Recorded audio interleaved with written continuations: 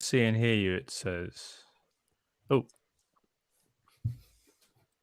And we're on. And it's live. And it's live. Champions League draw, everybody.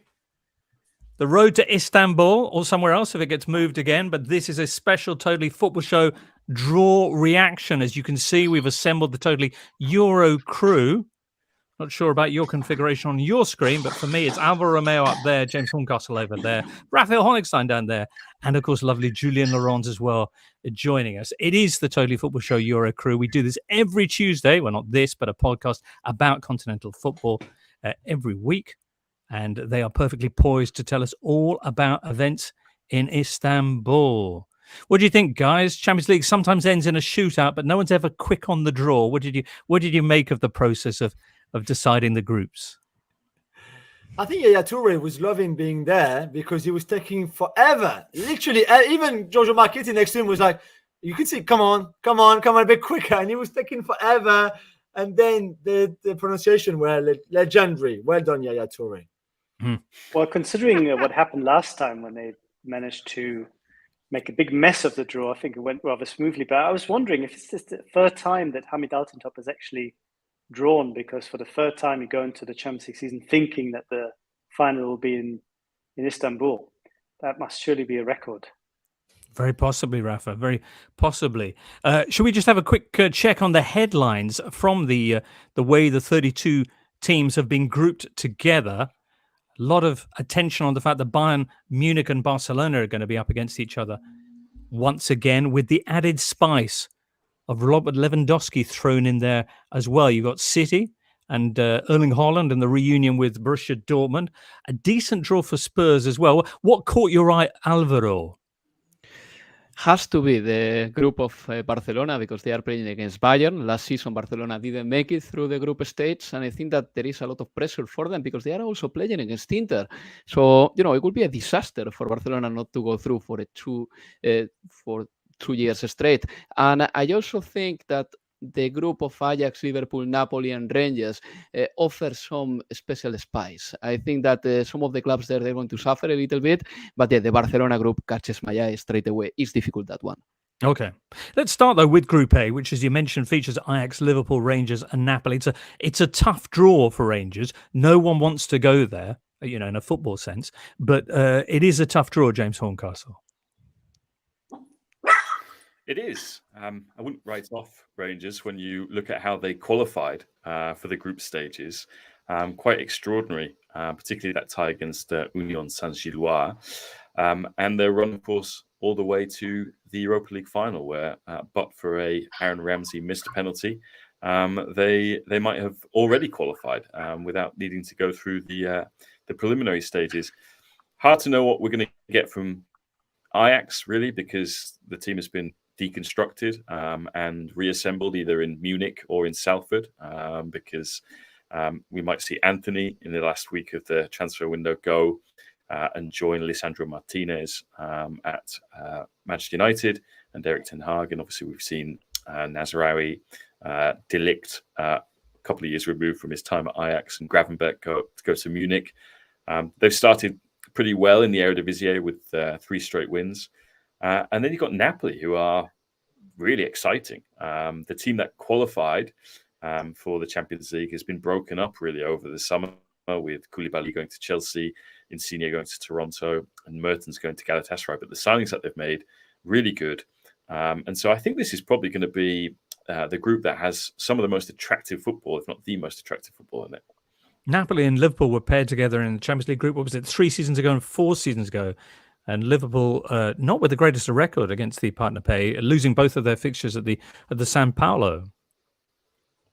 Yeah, Klopp famously lost his head, I think, on his first visit to the Stadio San Paulo when he was the coach of Dortmund. Had to end up going, was sent to the stands, if I recall, and had to watch the game with a janitor at the Stadio San Paulo. So, yeah, not a happy place for him. And, it's been surprising to me that Napoli have never reached the quarterfinals of this competition. Even over the last decade when they've regularly qualified for it, they've had some good managers. You think of Rafa Benitez's pedigree in it. You think of the Sarri team, which was probably the best Napoli team that they've had since they won the Scudetto last in 1990. But Spalletti, I think, could help them make that breakthrough. Spalletti got Roma regularly into the Champions League quarterfinals back in the tail end of the last decade. And it's just a fun team that can play slick one-touch possession football, has got these long, stridey dribblers like Osimhen, like Tanguy Ndombele, like Kvaratskhelia, their new Georgian winger. So it should be a lot of fun. Rafa, what do you think of Liverpool? We were talking the other night after the defeat against Man United about what kind of season this is shaping up to be in Jurgen Klopp's 7th campaign at the helm of Liverpool. Are you confident that they're going to be the first team out of that group? I'd still be confident that they'd be the first team out, but they do look a little bit more vulnerable than usual because of that lack of energy that they have at the moment and the lack of alternatives on the bench, which then exacerbates the problem. We've seen how injuries at the back then spiraled to inflict other problems on other positions in the team when midfielders then had to play as centre-backs in that season where they only finished 4th. And if they don't get players back quickly, we could see a similar scenario, which would, I think, be problematic, especially with so many games coming in close succession. You don't even have the time to recover. So I think if you're a Liverpool opponent in this group, you feel perhaps slightly more comfortable than you would be under normal circumstances, that maybe you can catch them in a moment of weakness. But I still think over 6 games, they should be all right. Last year's runners-up, of course, beaten in the final by Real Madrid. They'll be facing Rangers here. That's the Graham Souness derby. I'm sure it's already been dubbed. First time those two teams have ever faced each other in a competitive fixture. Who wants to make the call on Ajax, though? As James Horncastle was mentioning, they have lost their manager, Erik ten Hag, or the man who's won them the title last time out. But they're about to win the transfer market by cashing in huge amounts for Antony. Sebastian Haller is also headed out, of course, and best wishes to him with his ongoing recovery. What kind of Ajax do you think it's going to be this time? Is it possible to say? No, I think Alfred Schroeder is obviously now on the bench, and they lost their Super Cup against PSV Eindhoven in a game that was very open, where they conceded 5 goals at the start of the season, really start. But since then, it's been 3 wins in the league, and they've played some good football. It's a much younger team because the players that they brought in, like Conceição, for example, like Lorenzo Luca, that you know well in Italy, to replace some of the one that left, are very young. So I think there's still a lot of work to do with them to get them at the level of a Champions League group stage game against Liverpool, for example, against Napoli. So even if you can't underestimate them, they're still, for me, below Napoli as well as, of course, Liverpool. But they're still very, very talented, pretty much everywhere on the pitch. And if, again, collectively, they're stronger than the others, because that's also what they do, that's the essence of their game, then they're always a threat. But you have to be honest, and on paper, they don't look as good as Liverpool and Napoli, for sure. Jules, you got Liverpool and Napoli going through from this group? Yeah, I would love Ajax. For me, this is a great group, and Rangers, I think, will cause a few upset, and teams will drop point there. But yeah, I've got Liverpool and Napoli. The top 2 for the rest of you, Alvaro? Yeah, I think that I'm going to go for those. Liverpool and Ajax, Liverpool and Napoli. Being Liverpool probably a comfortable number 1 of the group. I really think that they can do it this time. Last season, Liverpool had a group of death as well, and they managed to negotiate it very well. And I do believe that this season they are going to qualify first, and the second one for me is Napoli, yeah. Okay. Rafa? I'm trying to remember who the 2 Okay, so it's Rangers, Napoli, Ajax, and Liverpool. I know the group. Oh, I right. don't remember who I predicted. Definitely Liverpool, and I think I might have predicted Ajax ahead of Napoli. Though having had a look at their squad just now, I'm no longer so sure. I think it'll be very, very close between the 2 of them. All right, 2 names, James? Liverpool and Napoli. There you go. All right. Group B, Atletico Madrid. They're off to a rotten start in Spain. They've got Porto, who they narrowly pipped to second place in last year's group stages. They've got Bayer Leverkusen. Excuse me, everyone. And they've got Bruges, perennial champions in Belgium. Bayer Leverkusen. Rafa, how bad is the start to the season they're having? Really, really bad, James. They've played 4 competitive games and lost all 4 of them. Not good. Nope. It's hard to understand why this has happened either, because they kept most of their big players, apart from Lucas Alario, who was sort of in and out. But the likes of Florian Wirtz, who's just coming back from injury, or Moussa Diaby, they're all still there. And yet they're playing some really terrible football. And I think Champions League is coming at an awful time.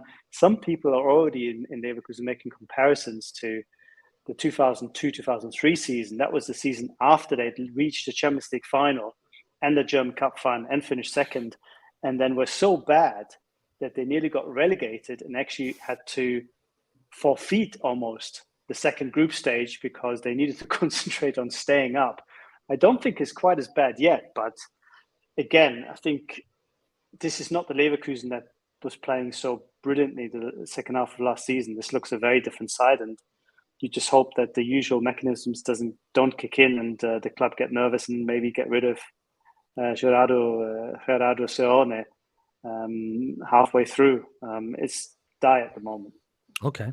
Atletico Madrid, Alvaro, I think the biggest Champions League name in there, 3-time losing finalists, twice in recent years under Diego Simeone. How bad has their start to the season been?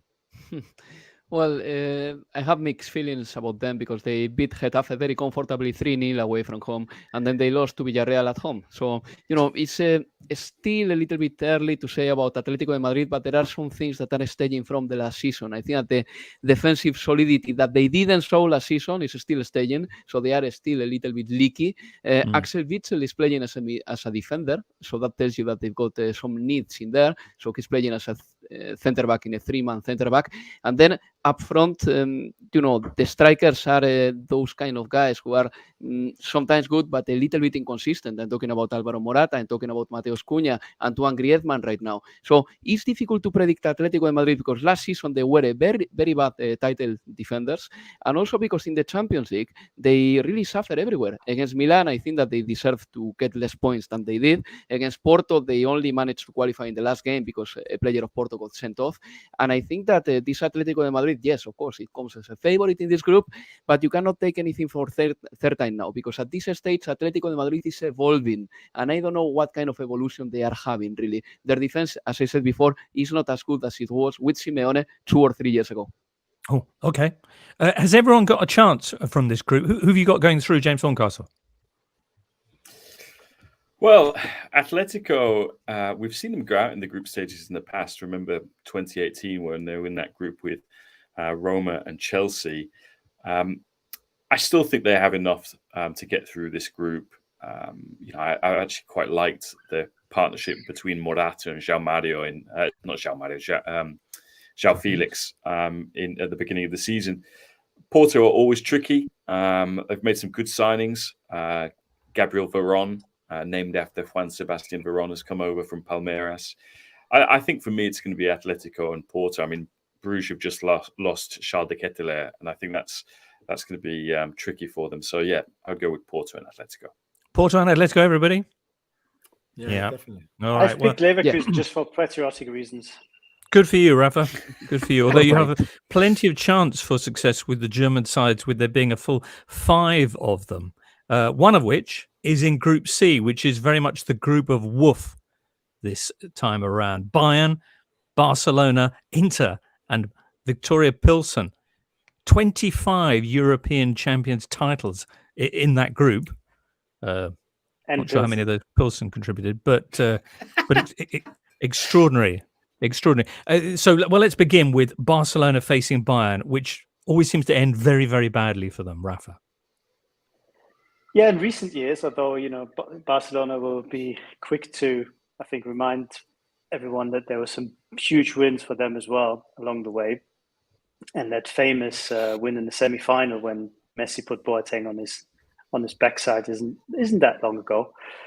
But yeah, it's probably not the draw that Barcelona wanted. I'm not sure it's the draw that Bayern wanted either because of the whole Levy complications and all that kind of stuff. But I think it's a pretty decent draw because my hunch is that the Xavi revolution is still very much in its infancy and maybe not quite ready for playing a Bayern side that look really close to their very, very best at the moment. So I think Barcelona were in trouble last year. I think they could be in trouble again this year in the group stage. Interesting, because Barcelona might feel, well, we've bought the man who's done us such damage in the past, because Bayern here facing their lever, who is called Lever and plays for a side who pull levers. But the thing is, since he's departed, they've been doing even better than before. They're scoring goals at a greater rate than ever seen before in the Bundesliga. Rafa. They look very fluid. It is true. I think there's also a huge psychological element to this, because part of sort of the unwritten story was that I think the team and Lewandowski, there'd been a bit of an estrangement, a disenchantment over the last season. And I think you take that player out and everyone's just a little bit happier. They might come to change their mind when they miss his goals in big games in the Champions League. But as of now, I think it's almost created a bit of freedom, both in a tactical sense, but maybe also in a sort of a social dynamic sense, how the dressing room operates, how the team operates. I think at times his presence was a little bit overbearing, and now it's a lot more fluid, a lot more dynamic.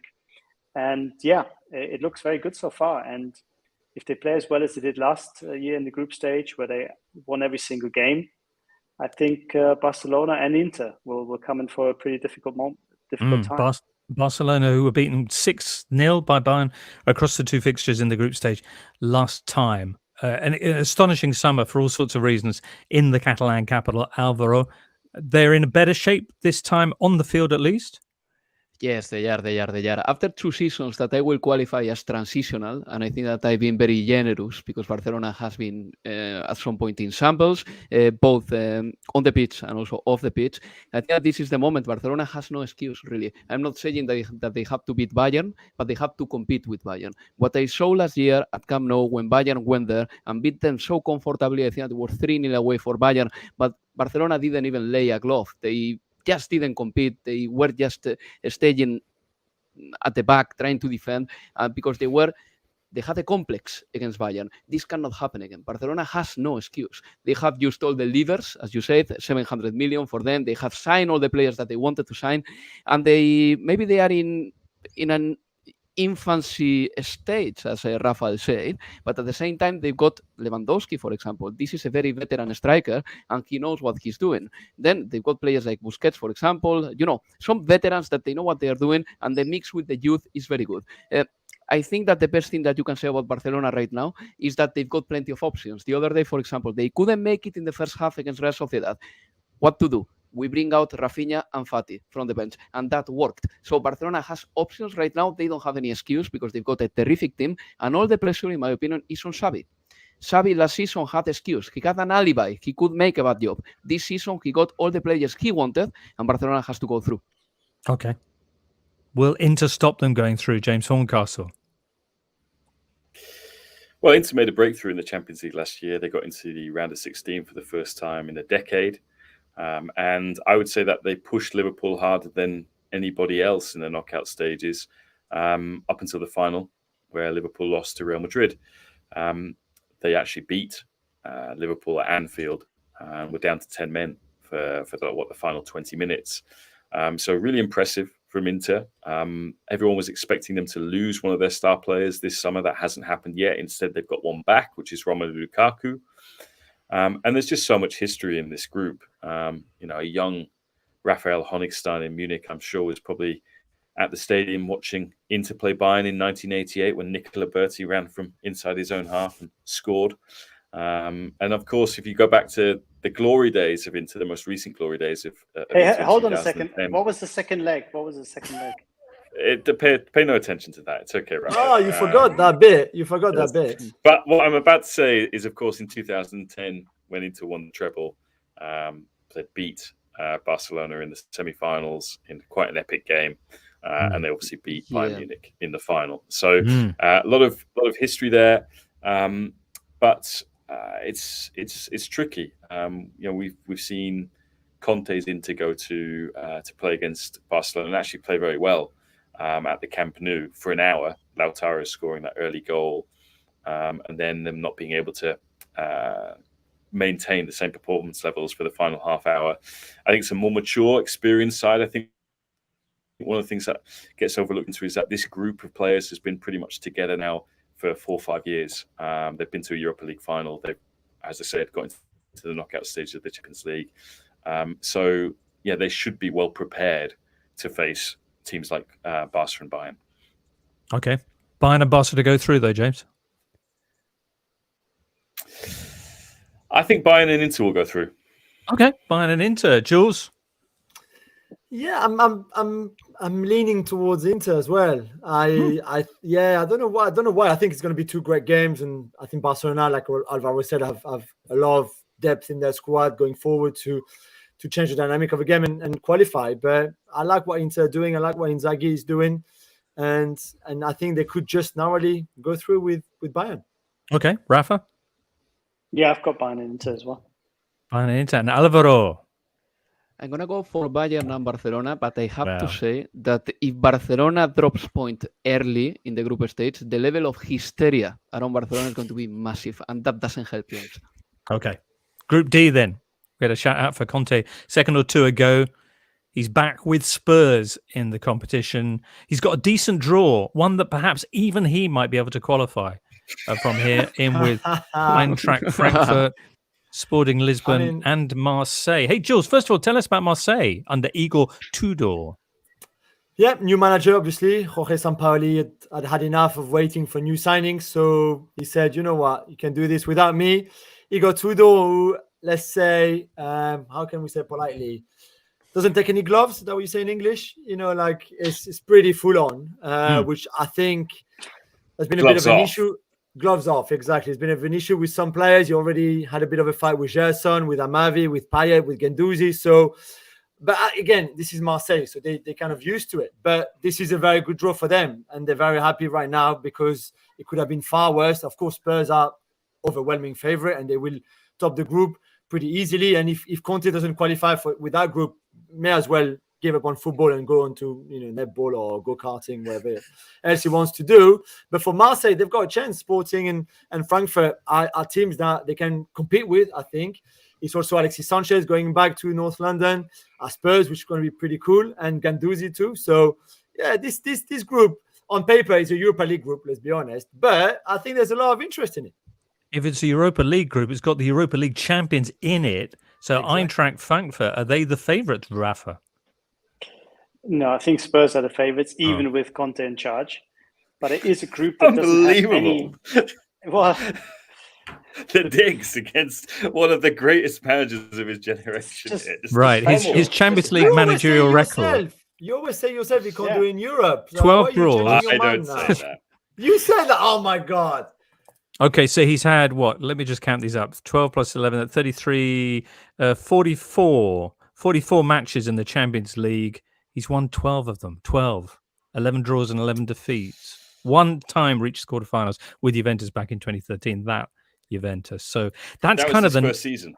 I mean, I think the serious point here is, sorry, James. I think Conte obviously is so meticulous. I think he needs that extra time to prepare for games. And when the Champions League comes around, suddenly you've got 2 days or 1 day to prepare. And I think it's not enough for him. That is my theory why his teams tend to underperform so badly in Europa League. But even with that, he should have done a lot better. This group is very amenable. Frankfurt have made a pretty indifferent start. I think without Filip Kostic, who went to Juventus, they're lacking that bit of star power. They were very strong collectively, very strong defensively. But I think a little bit like Conte, but more damagingly so, they will suffer from having both Bundesliga and the Champions League in quick succession with a squad that isn't really built for that. So I'd be really, really happy if they qualify, but I think Spurs will be very comfortable in this one. Okay, so Spurs to go through with Rafa? Again, for patriotic reasons, I've Frankfurt. My countrymen, yes. All right. Alvaro, who are you calling? That was Marseille. Oops. I think he said Marseille. I think that I read on his lips. Did you write Marseille. it on a piece of paper, Alvaro, and hold it up? I think he's calling the technician Marseille. because I think it's Marseille. microphone has gone. Still gone. Is the red light flashing on it because it's muted? Marseille. Marseille. Is it Marseille, yeah, Alvaro? Marseille, yeah. Well done, Marseille? Alvaro. Alvaro We'll knows come his back to you, football. Alvaro. James, who have you Doesn't got? sound like Marseille to He me. knows his football. We'll Well, move on. I'm going to go for. James, behave. Sorry, I'm going to go for Juventus because ultimately Well, this hang on a group sec. is about. We're not in the Juventus. Yes, wait. This group is about Yeah, listen. Tottenham on Listen. No, yes, The twist. yes. This you're not letting me get to the punchline, which is Tottenham Tottenham are Juventus on Thames, and Marseille are Juventus on Provence because ultimately right. Igor Tudor Should have led with that. the whole Yeah. exactly. Well, I was getting to it, and said you went Juventus. Then I in this can't group- think of You a were a bit team slow. that are less like Juventus than Marseille in every aspect. How are they Juventus? It's Because it's Tudor. personnel. Yeah, it's okay. personnel. In Tudor, and then you've got the guys in recruitment, Pablo Longoria and Javier Ribalta. They're both ex-Juve guys. This is the point. If you'd let me make my point, it would have all been clear. And instead, Are you Sorry saying- about that, James. Are you Sorry saying about that. Tudor ain't a Rolex All right then. manager? Group D with And Spurs Spurs- and Marseille Spurs going Marseille through. is the Glenn Yeah. Hoddle derby as well. So Oh, Glenn yeah. would be there. Chris I'm sure, Waddle for derby. 5 Live. The Mm. Chris Waddle and Chris. No, sorry, Chris Waddle derby. What did I say? Glenn Hoddle? No, Chris Waddle Yeah. derby, of course. And I'm Chris sure he will Waddle be there derby. for 5 Live both games. You know, when he goes to the Velodrome, he has to go into the press box and then sat there. But if he moves to go to the loo or to go down pitch side or anything, he get. There's so much people around him that he can't move anymore. So they love him in Marseille still to this day. So yeah, I'm sure he'd be very happy to go back there. That's the same Magnificent. way they greet you, Jules, when you go to Marseille, isn't it?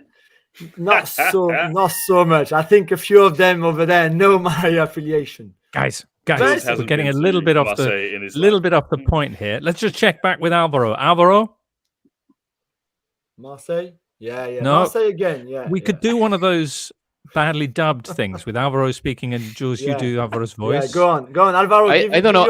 Give your answer. You get me now. Yes. You get me now. Yeah. Finally, Yes. it's unbelievable. I'm going for Spurs. I think that Antonio Conte this time he's going to succeed. And then Jules is right. Olympique You see? Marseille. This is the time for them. Yeah. Marseille? You should be a lip reader, man. All right. Marseille. Yep. There you go. Group E, everybody. Group E. It's got Milan, it's got Chelsea, it's got Red Bull Salzburg, and it's also got Dinamo Zagreb, who, what was it, 2 seasons ago, they knocked Jose Mourinho's Spurs out of the Europa League up against another London side here at Chelsea. But I'm guessing that most people are going to be most attracted to the meeting of Milan and Chelsea, not least because it's been a long time since we've seen these two kind of heavyweight sides of the continental scene up against each other. What kind of shape are they in, Milan, going into this group?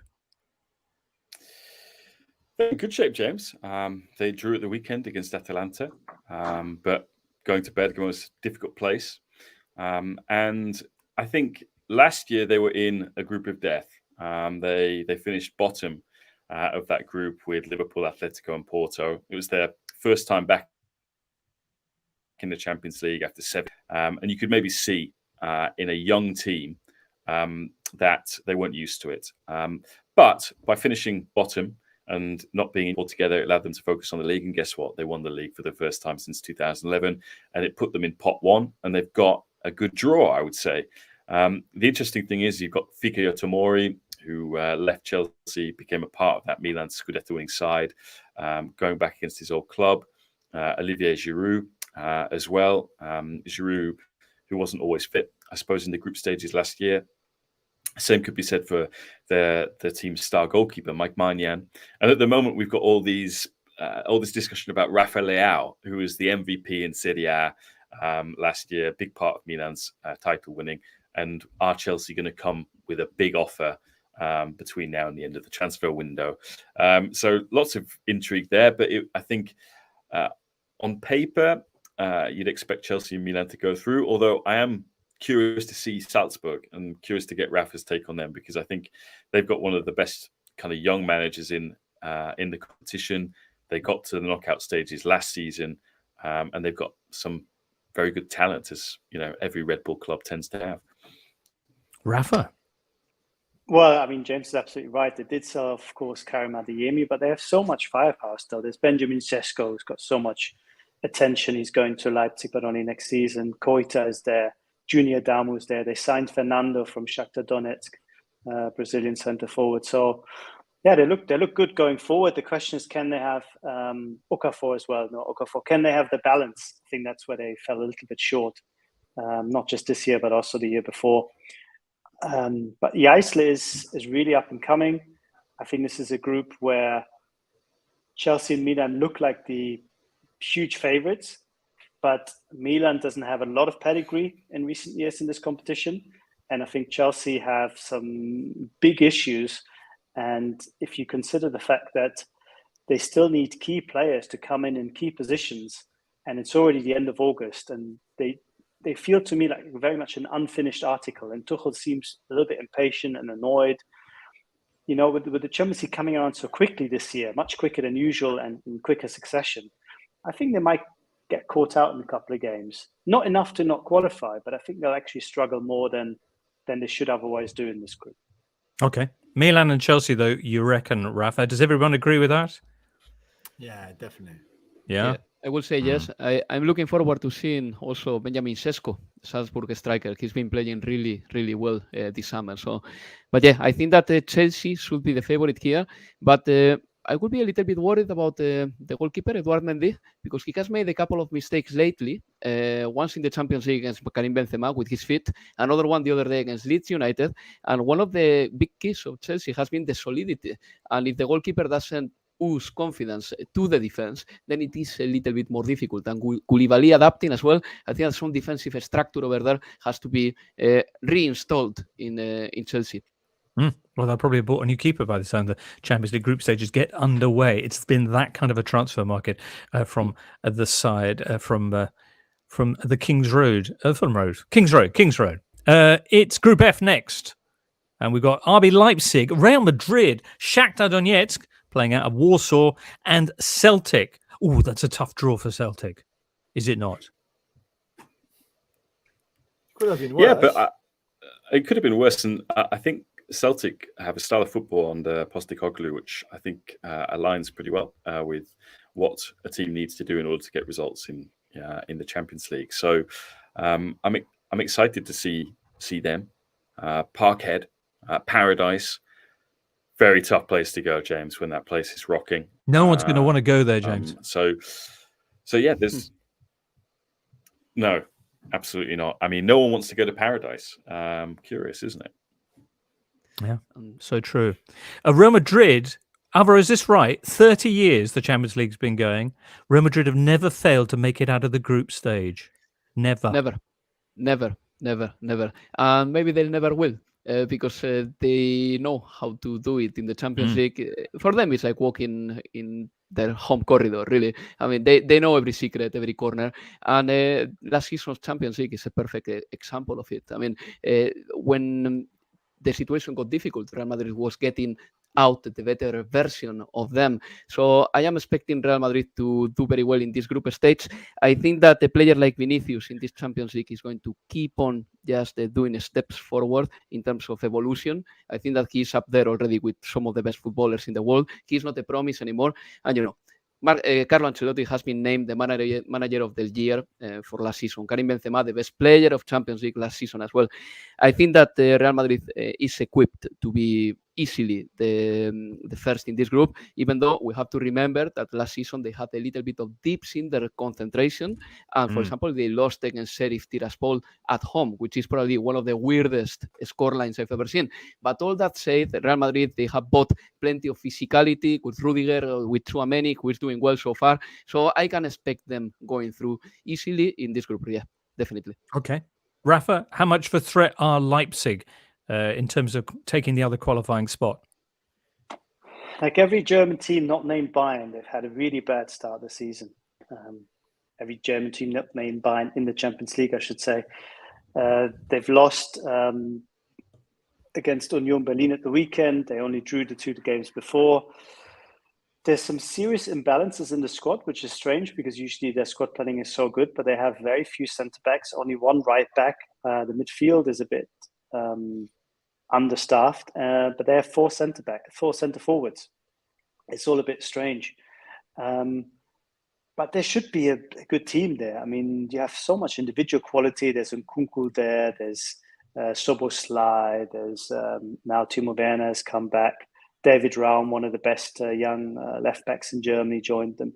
So you should think that they're actually good enough to go through here, but not the way they're playing at the moment. If they continue in this state, then they won't even make the Europa League. Wow. Sheriff, as you mentioned, Alvaro, giving Real Madrid a real scare last year. Do you think, does anyone fancy Shakhtar's chances with the kind of motivations? Obviously, massive logistical issues for them playing their Champions League games in Warsaw. But in terms of motivation... Yeah, that can play a part. And I tell you what, strangely, Shakhtar Donetsk has been one of these clubs that has grinded the gears of Real Madrid in the group stage. Over the last 2 seasons, they have been able to dominate. And at Santiago Bernabeu, Shakhtar has done really, really good games. So I think that the way they played in the past, because I don't know how they are going to be now, how their form is going to be, but the way they played in the past was not suiting Real Madrid's style at all, because Real Madrid doesn't like not to have the ball, and Shakhtar was getting the ball away from them. But yes, Shakhtar unfortunately have lost a couple of players, midfielders, most of them, and that will affect their possession game a lot. Okay, let's quickly nominate our 2 qualifiers from this group, and then we'll get on to the final. 2 groups of teams. Who have you got, James Horncastle? I've got Real Madrid and Shakhtar Donetsk. Fair enough. Interesting. Jules? Celtic and Shakhtar. No, I'm only fairy kidding. tale. I'm only kidding. Real Madrid and Leipzig. This is a boring group Rafa? anyway. I've got Real Madrid, and for patriotic reasons, I'm backing that. Are you? That's interesting. More Alvaro than Romeo. patriotic, surely. I'm going to be patriotic as well, even though normally I'm not very much. Real Madrid to go through with RB Leipzig. Okay. Group G, everybody. It's the one with Man City, Sevilla, Borussia Dortmund and Copenhagen in it. Ooh, hang on. Man City and Borussia Dortmund. Doesn't that mean that Erling Haaland's going to be going back to the club that just sold him to Man City? Yikes. Well, it does. It does mean that. Is this going to be City's year now that they brought Erling on board? I mean, it could well be. I'm not sure he makes that much of a difference. I think they were pretty good already. It's not as if, City were so poor and they needed something to change things. It'll be different because I think they'll have less of the ball. And that's going to be, I think, really interesting to see. Not in this group so much, but when it gets to the latter stages, I think they'll dominate less. And I'm not sure the City team are built for not having the ball. So, of course, he'll score lots of goals, but I think he might cause a few problems further back. It'd be really fascinating. But yeah, great team with another great player to add.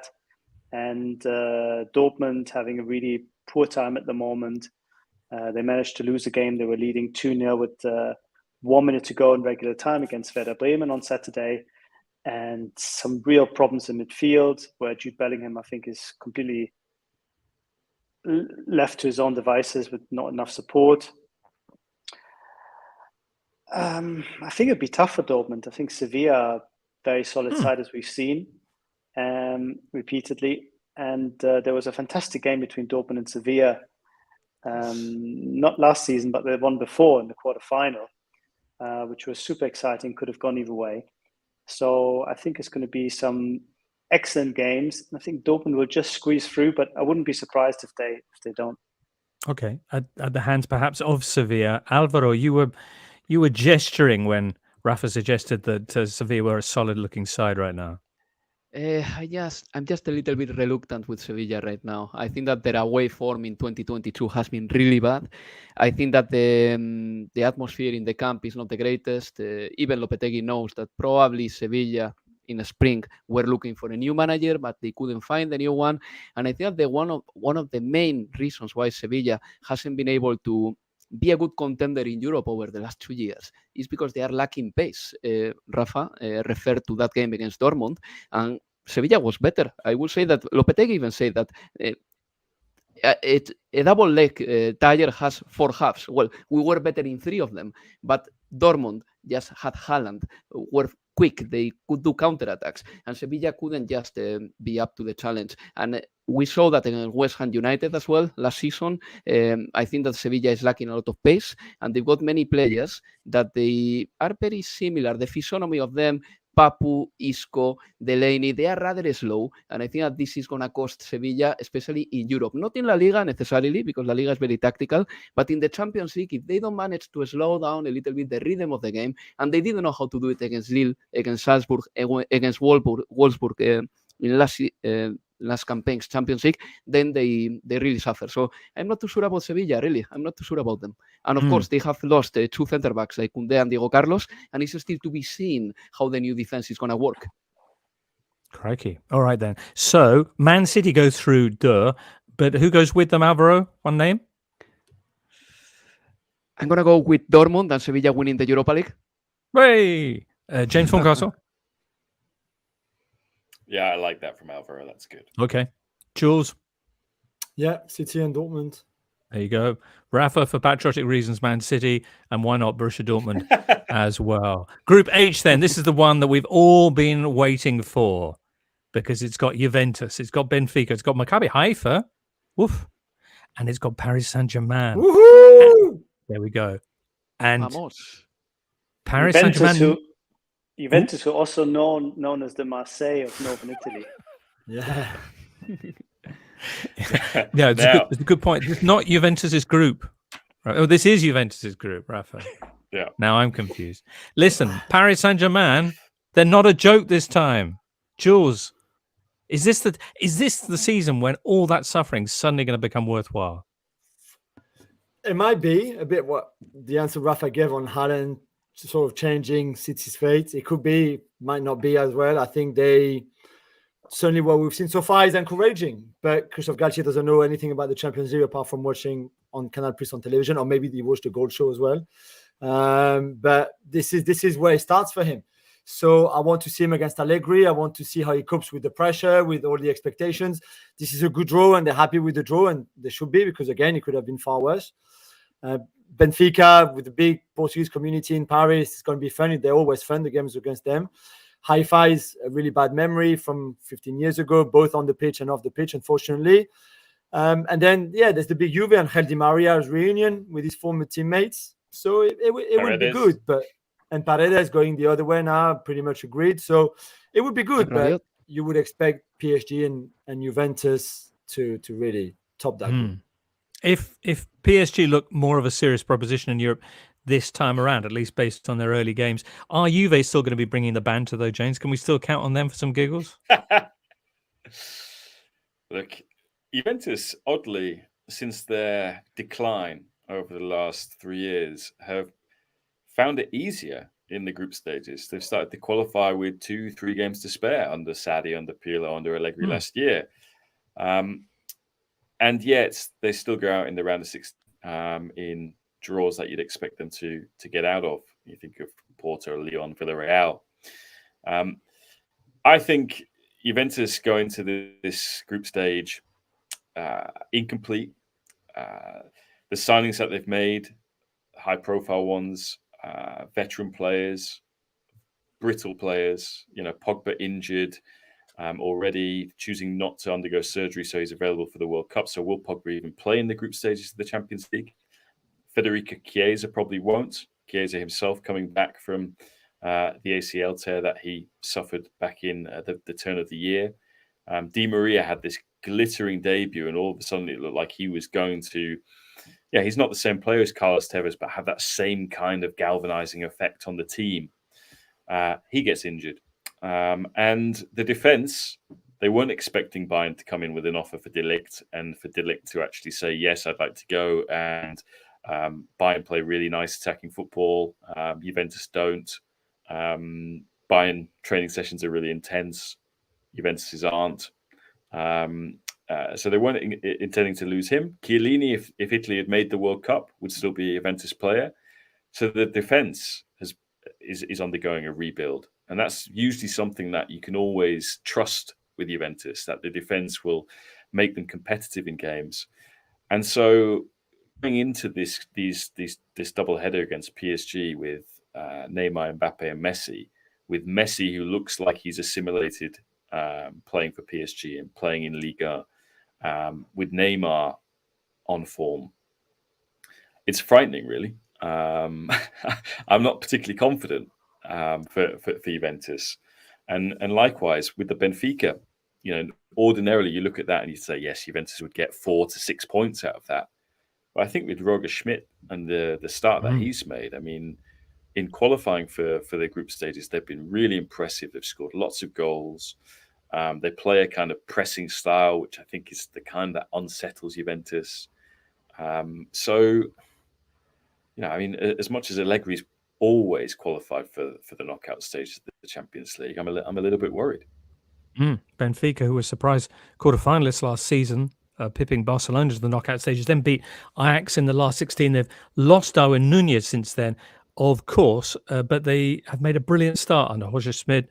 6 games, 6 wins, 17 goals scored, only 2 conceded. Crikey. So Paris Saint-Germain to go through, and who alongside them? What do you think, guys? Alvaro? I'm going to choose Juventus this time. Last season, Juve looked like they were going to suffer, and they went through topping Chelsea in the group. So why not to think that Juve can have a good one? PSG and Juve. PSG and Juve. Rafa? Yeah, PSG and Juve. Alvaro? Julien? Yeah, same. And James? It doesn't matter. It's a prediction. Oh, PSG and Benfica. Excellent. Well, that's all 8 groups. Who's going to win the big thing at the end? James? Well, you've got the World Cup in the middle. It's difficult. I mean, I'm tempted to say PSG. I've been really impressed. They've actually got Sergio Ramos fit. Incredible. But the big unknown, I suppose, is this World Cup. It's probably going to pit their front 3 against each other. Because Messi, you could see him getting to the final with Argentina, Neymar final with Brazil, and if they don't, then Mbappe with France. That's going to be tiring for all 3 of them. What happens if one loses against the other? What's that going to do to the dynamic in the PSG dressing room? Already fragile. At the moment, my gut feeling is PSG. All right. Okay. I mean, I'm going to ask the rest of you, so you might as well say somebody. Alvaro, who's going to win? Well, I hope no one says Barcelona, because you all said that Barcelona is not going through the group stage. So I hope that they prove you wrong. But I'm going to say this time Manchester City. They've been so close to glory so many times, even at Santiago Bernabeu. They were just, 2 minutes away from qualifying. And I think that they have signed Erling Haaland. I think that Haaland is giving them new nuances, even though Raphael may think that Haaland is not helping them so much. I'm going to go for Manchester City this time. Manchester City. There you go. Rafa? I've been tipping Manchester City now for the last 3 years, I think, and I'll continue to do so because their track record is so good. Where's your patriotism now? Well, maybe it's a jinx, James. It's a jinx. Right. So Man City. Okay. And Jules? I said Bayern to jinx them and not PSG, but really the heart says PSG, but the head says Bayern. I've been very impressed with what I saw from Bayern, and I think they can be more consistent than PSG. I hope you get it right for once, Jules. Not me. Magnificent. Hey, it sounds like there's going to be a lot of really, really great games. A lot of them happening at the same time, make it difficult for viewers to select which one to follow. Any advice you would give such confused consumers of the Champions League this season? If there was a show where you could see every single goal, every single chance, every single red card on that evening, the Tuesday or the Wednesday, I think you should watch it. Wow. Yeah, if there was a show where you could listen to Jules say Kareem the Dream. Kareem the over Dream! and over again. I think there's about 600 shows where Jules says Kareem the Dream. Every single one I do. Every single week. but this one does feature some other things as well. There's only one show that Yep. will show you Yep. the Iranian Messi. He's back. With He's another back. club. Serdar Azmoun for Leverkusen. There you go. If that's not a reason to tune in, I don't know what is. No, but The that's goal it, show, isn't it, people. really? The goal show. All right. Well, we're back with the Goal Show on the 6th of September. And then it's going to be a run right through to the 2nd of November. So the whole group stage compressed into just 9 weeks. I do hope you'll be joining us for that on BT Sport, on The Athletic, meantime, and the Totally Football Show. We will be here every Tuesday with the Totally Football Show's European Roundup, touching on Champions League matters and domestic leagues too. So why not give that a listen if you're new to that. For now, though, it's many, many thanks to Alvaro, to James, to Julien, to Rafa, and producer Charlie behind the scenes there somewhere, and to you for tuning in. We'll speak to you soon somewhere. And for now, from all of us here, it's goodbye.